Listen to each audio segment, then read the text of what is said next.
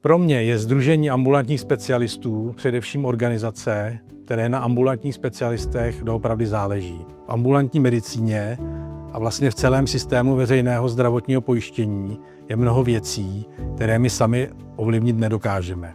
A právě tomu se sdružení systematicky věnuje.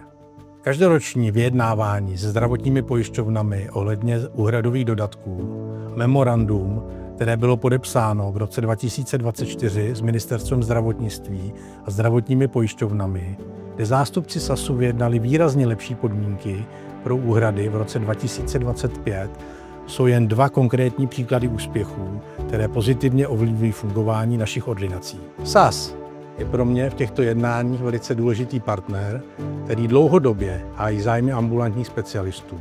A proto je důležité, aby mělo sdružení v těchto jednáních co nejsilnější mandát.